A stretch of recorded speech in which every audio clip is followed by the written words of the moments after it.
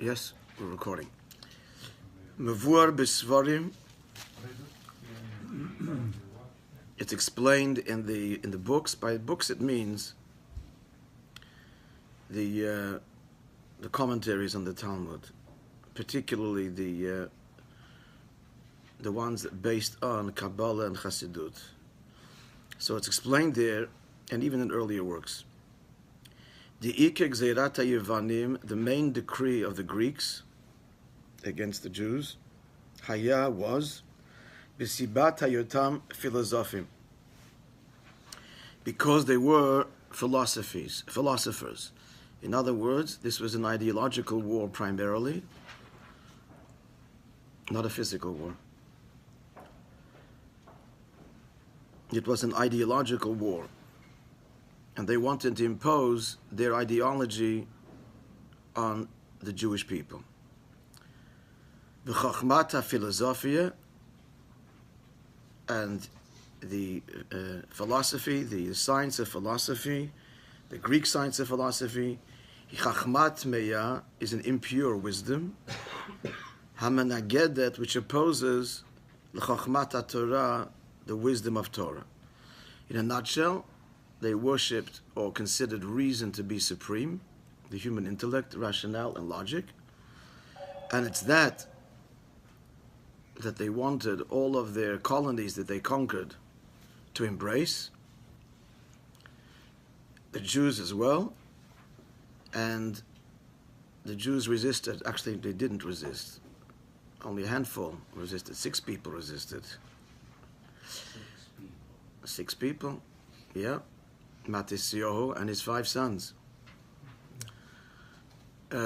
So initially the Greeks didn't even force this. They considered what they were offering to be, a great gift. Philosophy, reason, body, they worshipped, and worship, in the way they did. But nature, art, all of these things were considered supreme, above which there is nothing. Everything is natural and nature and can be explained, if not today, then tomorrow. Whereas Torah, of course, says that the source of all things is divine, Hashem, who is super rational and beyond understanding. And that was the war. That's the essence of the conflict. Reason versus faith, if you like, to simplify it. V'zeh gam, and that's also the reason. This explains the reason. Quote, the Gemara, in describing what happened on Chanukah, says, the Talmud says that Timu kol hashmanim shebeheichal. They contaminated all the oils in this sanctuary, which begs the question: why that? Why, of all things, the only thing that they tampered with is the oil? Why? Moreover, that if everything else intact, even the oil was intact, they just contaminated it. It's extremely puzzling that that's the only thing that they did. But having said what we did right now, seconds ago, we know the answer to that riddle. And it's not a riddle at all. In fact, it's the whole point. Because the Shem and oil, Meire al Chachma, is symbolic of intellect for many reasons. First of all, oil produces light, and light is symbolic of intellect, discovery, enlightenment, as we use the term. Oil flows on top of all liquids. So too, intellect is the highest human faculty that sits above and higher than all of the other components of the human psyche, which is why the head sits on top. And furthermore, he says in the brackets over there, an interesting thing, he says, he tells the reader to see a quote in the Talmud, where the Talmud there talks about a particular locale where people were unusually bright, and the Talmud associates it with the consumption of oil. People ate olive oil as part of their regular diet.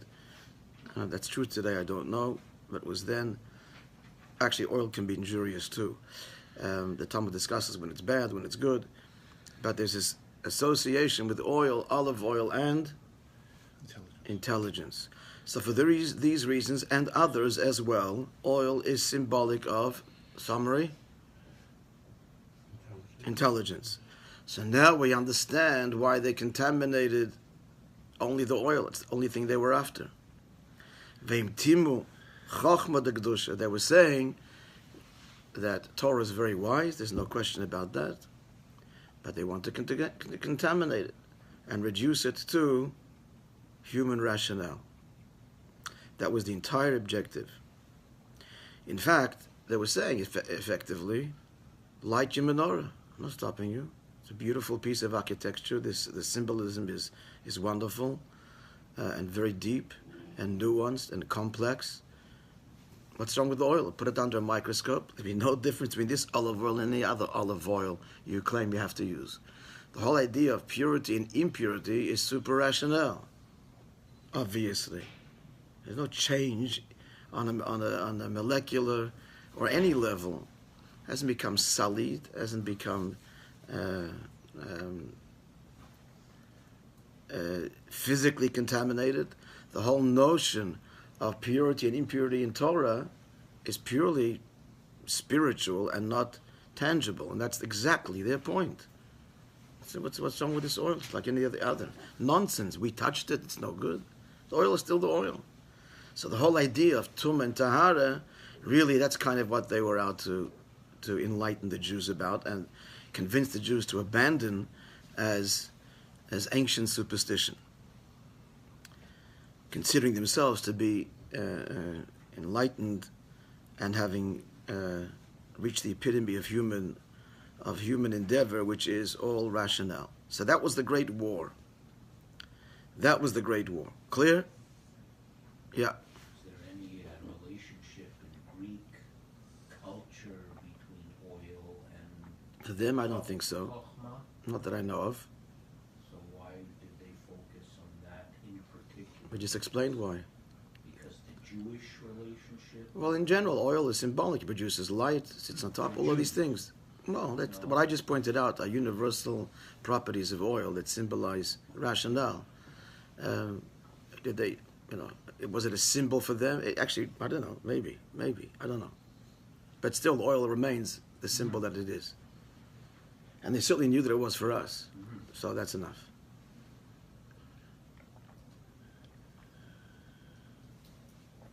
The oil was a big part of the temple ritual, not just the lighting of the menorah. Any vessel, same point, and they knew this. Any vessel inducted into the service of the temple had to be anointed by oil. So again, it's this whole spiritual, metaphysical, holy property, which they said is nonsense. Everything is natural and can be explained, and so on. Pardon? The Kohen Gadol, did he have that? Everybody. He was the Kohen Gadol, every vessel even. The Kohen Gadol, they used to use a Greek, they actually anointed with a Greek symbol. That's interesting. But oil was a big part there, therefore, of the spiritual. They anointed is a Greek symbol, but they started anointing before they were Greek. Yeah. But Rashi even says it was a shape of what I guess later becomes a Greek letter. That's fascinating. Yeah, it seems, but no coincidence. Maybe there's a reason that it's foretelling the war later against them. Who knows? But it's interesting. It's funny how oil is so symbolic of purity and everything. Oil, Yeah. symbolic of rationale. Why purity? Why is it symbolic of purity? Everything was based on the oil.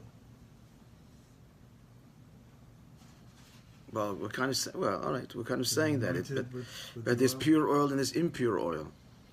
So that's the point. They want to contaminate it. Should make a mikveh in oil. That'd be nice. For Come out well greased. Right? For the skin. Okay, let's continue. We're clear? Yeah? Let's continue. V'hinei. So this paragraph is well known. I hope this was nothing new for anybody here. That's the basic story of Chanukah. V'hinei. Now we get into the point here. Yedua, it's known.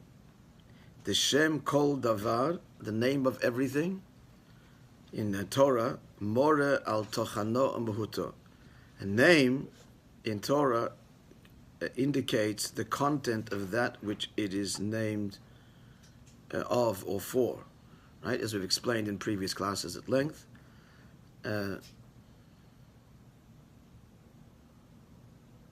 This is unique to the Hebrew language. Every other language, a name is a label.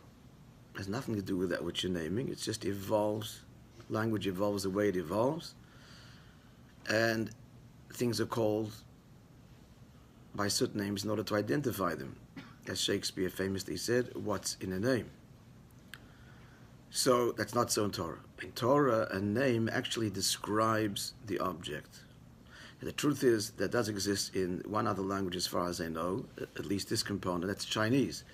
The Chinese word is a diagram of that which it is a word for.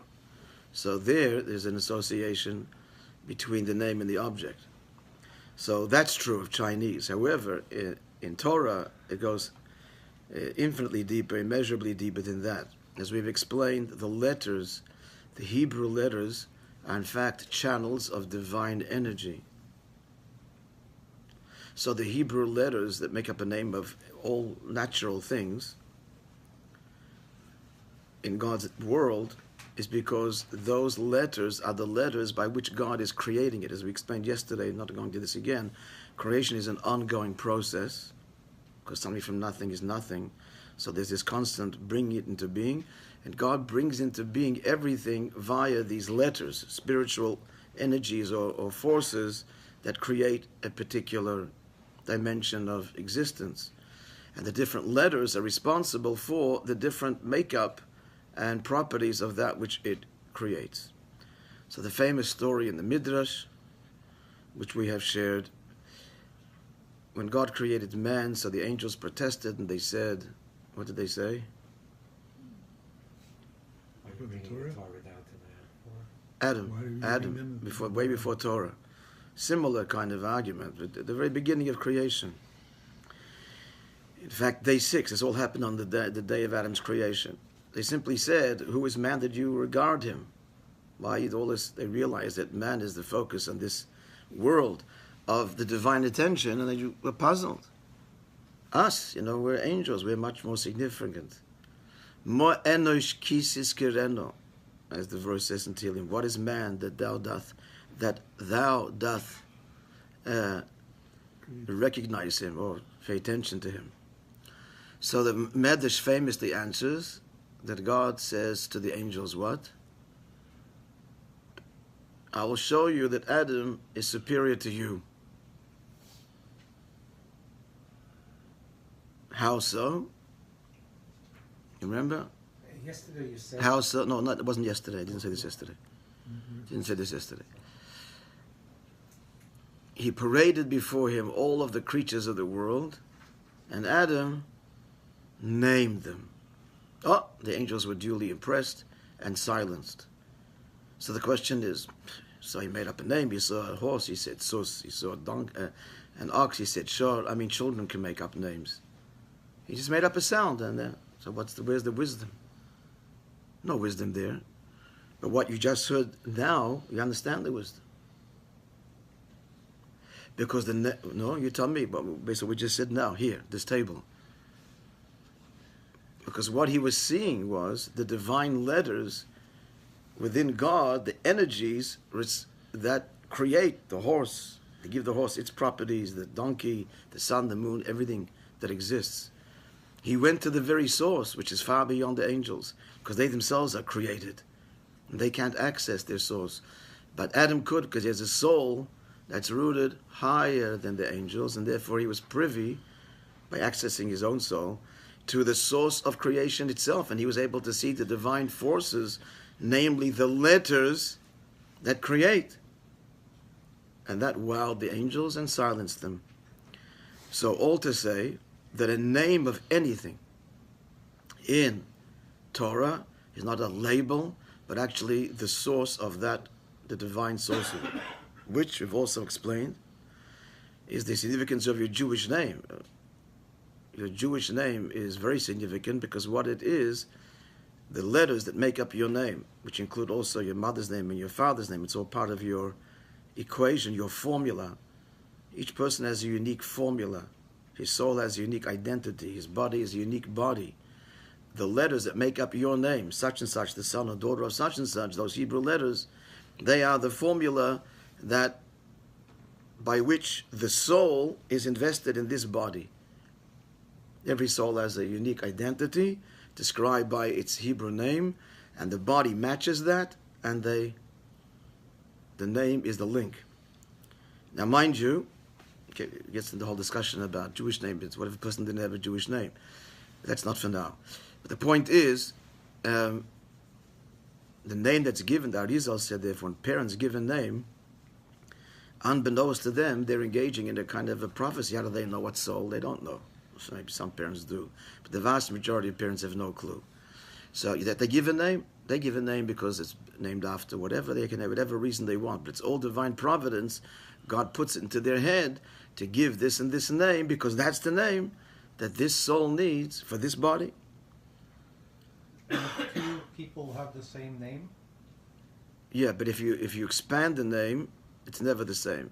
Father, mother, and even if they have the same father and mother, grandfather and grandmother, it's all part of, all those letters are all part of what produces all genetics. It's a lot of things that produce, and all of that is in the names as well. So in the end, no one has the same name if you go back far enough. First name, yes, but if you expand it, no. So,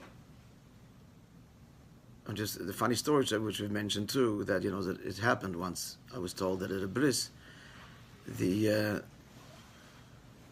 father tells them the person who's saying the name what the name is, and the fellow announces it, and the grandfather calls out, "That's my name." The Ashkenaz tradition, that's like very, it's terrible. In the Sephardic tradition, it's a compliment. You're naming after, they do that, which is when they're still alive. It's considered a great honor. But in the Ashkenaz tradition, you only give it when the person dies. And so the grandfather says, it was in Yiddish, "Idiot, Sechman Numen." It happened to me. So what did they do? My son was born. What did they do? My father-in-law tells me, "You should name it after your father. Give kavod to your father." I said, "My father is going to." He said, "Chaz v'shalom, I'm still alive." Okay, that's what he said. What you should. For them, it's a.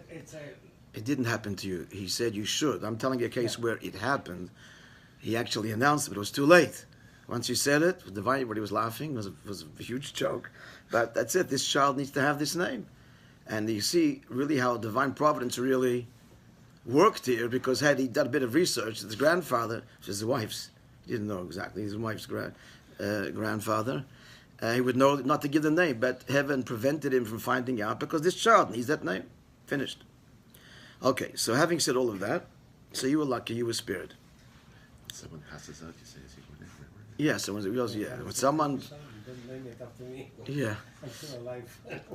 alive and kicking. Taps into the soul, right? Yeah, when someone faints, so it's brought down in the Sfarim, you whisper the Jewish name in their ear when all else fails. First you slap them around.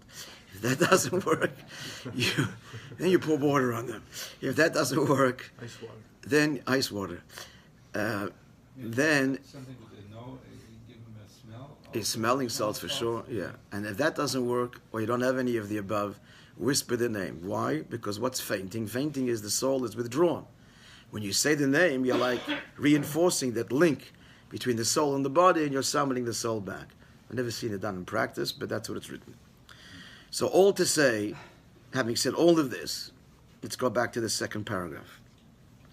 V'hine yadua to know, now you understand what it means. The Shem Kol Dova, the name of everything, Meira indicates al tochano umuhuto, its content and its essence. You know what that statement just means? We just explained it, right? Now applying it to the discussion at hand.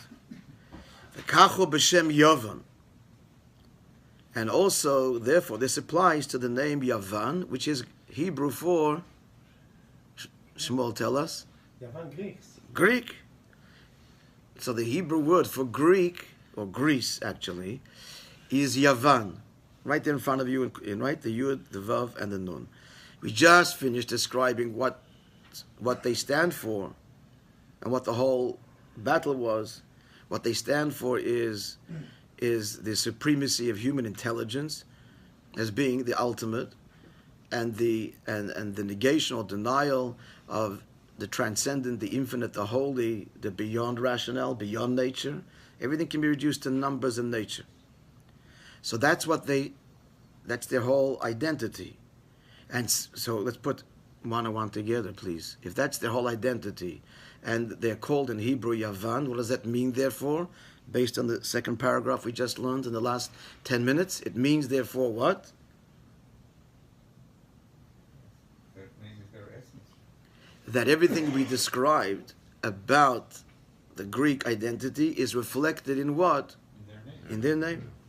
That's what we're saying, exactly. Good. So we're going to see Shemoreh, that the very name Yavan, as we examine these three letters, that it means Chachma de Klipa, impure wisdom. Impure wisdom means a wisdom that doesn't acknowledge that which is beyond rationale, that believes that rationale is the ultimate. That's what impure wisdom means. It's the ultimate ego. It's the ultimate ego. We'll figure it out. Everything is figurable, outable. All right. So how is it conveyed in the word Yavan? Let's see. We're going to get several levels here. Number one, Ki Yavan Pirusho Tit. In Hebrew, Yavan means mud. Now what's the connection to mud? What's mud? Shehu mayim me'urav ba'afar. Mud is water mixed with earth. Yes. So we see the symbolism right here. V'hu le'umad zeh shel chokhmat haTorah. And we see how this is the opposite, the counterbalance, the opposite, the opposing force of Torah wisdom. Because Torah wisdom is described as what? Water. Yeah. Ein mayim ela Torah. Water means Torah, symbolically, says the Talmud.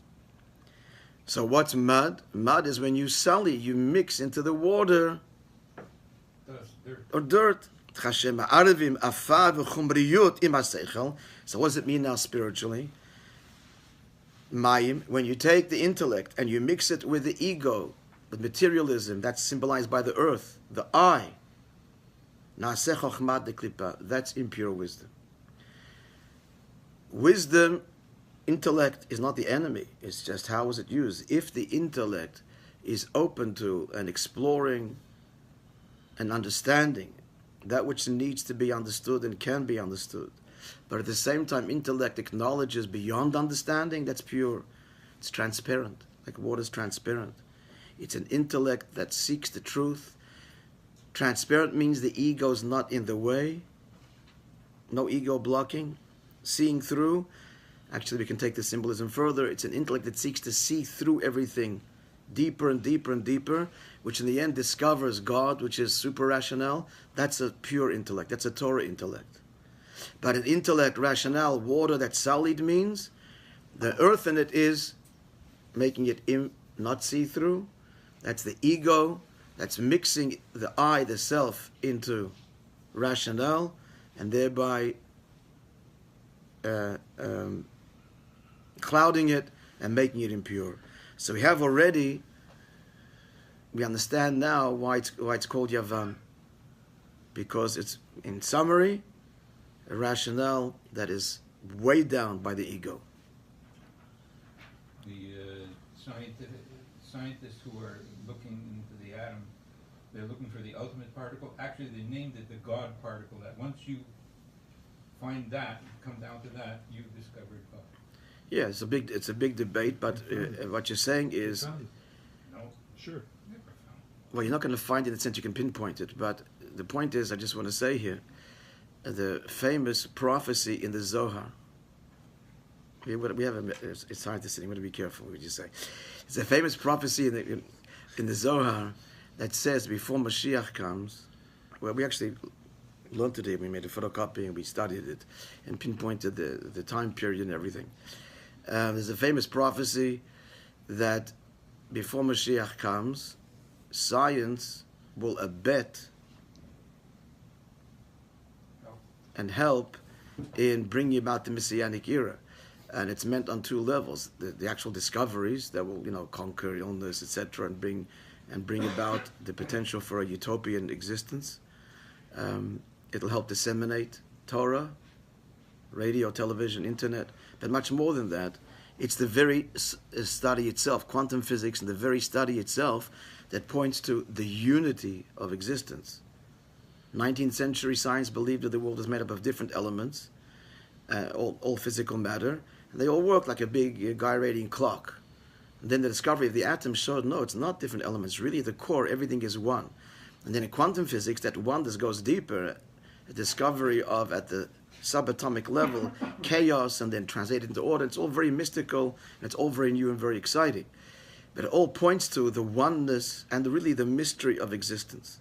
That's the latest science, and I don't profess to be a scientist, but it's all pointing to oneness, and they're talking about God particle, whatever they mean by that, and this mystery, and they talk about the discovery of communication between subatomic particles faster than the speed of light that was thought impossible, because fast and speed of light means beyond time, and yet that is now being demonstrated at the subatomic level. So all of this is very mystical, and all pointing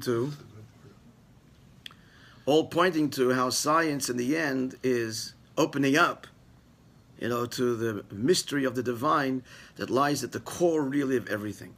And it's on the brink of discovering God in a very profound way, because that's what the Messianic era is. So water, however, mud would mean the lack of this transparency and the insistence that, there's nothing greater than that which we ourselves can physically touch and see, etc. But that's, thank God, changing. But that was the Great War then. The Great War certainly back then there's no mystery. Everything can be explained. Everything is natural. The whole notion of infinite and eternal and God is nonsense. And it's water that's sullied. Mud. So that's the war. That's Yovan. Okay? Now continuing at the bottom of the page. Zeo Gamma, that's also another thing, interesting thing, a parallel. Shematzina we find. Shal Yedei Halicha Bebor Tit. If a person is in quicksand, which is water and earth, right? Yovan. Toivin Boy Rachman Litzlan Ma'at Ma'at, a person sings bit by bit, such that naturally ein mokim latzola misham, it's almost impossible to extract him. And he brings an example there, the story in the book of in Bereshis we read a few weeks ago, how the king of Sodom fell into this sand Tar pit, was it? Was it a lime quicksand kind of thing, and he was drowning and he was saved. And the whole story there, why? Because then we're not going to the whole detail now. Let's distract us. The point being, v'inyan baruchnius, spiritually. Next column. What does it mean that a person sinks gradually and he can't get himself out? You can't get yourself out. If a person puts his ego into his intellect, and his intellect is not truly transparent and humble and open to that which is beyond, then he sinks. Such a person in the end will rationalize everything he does, and he's not going to change his conduct. He sinks lower and lower. When the intellect is mixed with arrogance, then he'll justify his behavior, whether he's a scientist or not, doesn't matter, we're on their level, and he sinks and there's no extraction. So that's the idea of the quicksand, the mud, the sinking lower and lower and lower, when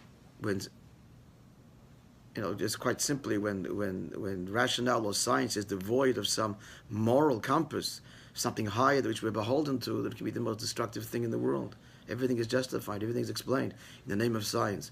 In fact, the most classic example is Nazi Germany. It was all based on these racial theories, which were, of course, nonsense, but it was this agenda that it starts off with there is racial difference, the Aryan, the super race, the entire scientific industry in Germany was harnessed by Hitler to, discover. They traveled the world to discover, and they went to the Aztecs, etc., and prove. They didn't have to go to the Aztecs. They go to the States. They had This, eugenics. the eugenics was it was very popular in the States as well. You're right. It was happening in the United States as well. That's what science believed in at the time, and without a moral compass of everyone being created equally by God and with the soul, at the end it's the gas chamber. That's an extreme example of it. They have to be eliminated because they're cancerous. These inferior strains of humanity and have to be eliminated, all in the name of racial purity and the survival of humanity. Hitler believed himself, to be the savior of humanity, ridding humanity of these inferior strains that in the end will devour and destroy humankind. He's the great, the Messiah, the savior. So that's an extreme example. But even on a personal level, where a person, my opinion, reigns supreme. That's what the mud means. The ego. What I understand, what I feel, then that you justify everything because this is the way I see it, the way I feel, and he doesn't realize that he can slip like in the quicksand, and then end up how to end up over here. That's because there's no surrender or transparency to something higher. Now, next week we'll go into greater detail in this, and amazingly see that this can apply even to an observant Jew, a religious Jew, a Torah scholar. That can also be afflicted by this malady, by this Greek or Yovan contamination. Amazingly. It's all very subtle and it's all very relative. And moreover, then we're going to see, God willing, as we re-examine the word Yavan, we'll come to a surprising discovery. Not only does it mean mud, but the very individual letters in their order is a fascinating message for us. God willing, all next week. Is there a numerical thing to you? We'll have to come. I don't see any miracle. Could be. I didn't look into it. Maybe there is. All right, Lavan and Yavan.